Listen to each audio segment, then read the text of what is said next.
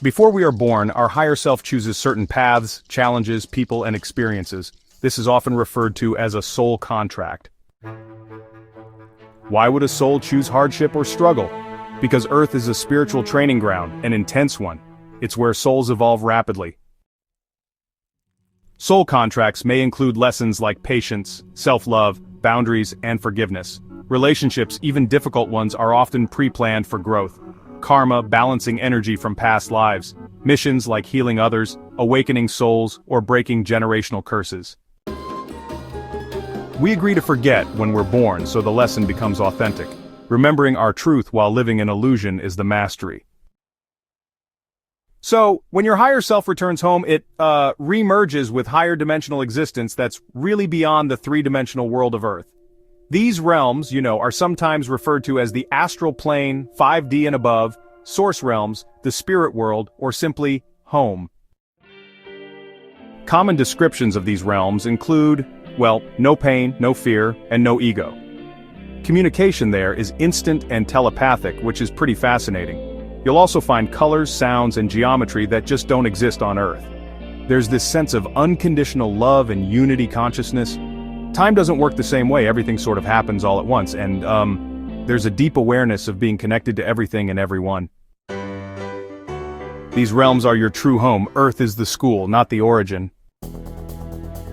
As your soul begins to remember who you are, especially during a spiritual awakening, your body, mind, and energy fields start to shift. This process is called Ascension. Signs and symptoms might show up like sudden fatigue or bursts of energy. You could notice sensitivity to sounds, light, and even people's energy. Sometimes there's this feeling of being disconnected from the matrix or, normal life. Vivid dreams might appear, maybe of flying otherworldly beings or lost loved ones. You might also notice synchronicities like seeing 1111 or repeated patterns. There's often a sense of losing interest in materialism and craving more purpose.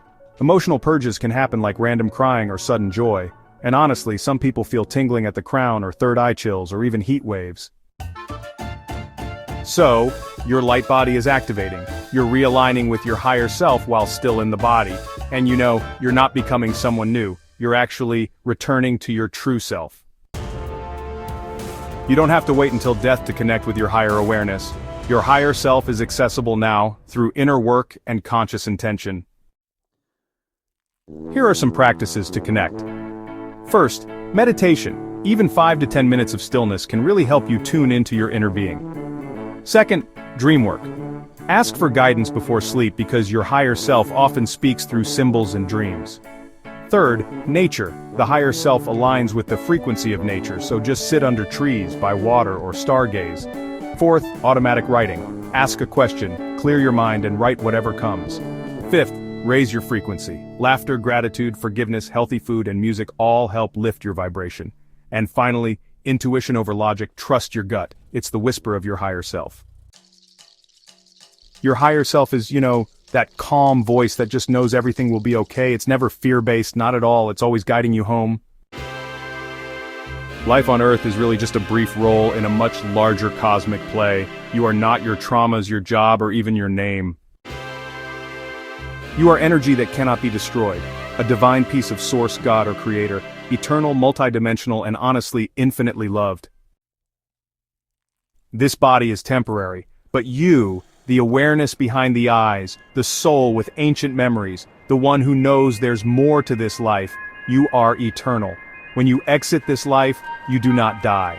You simply shift form and continue the journey of expansion.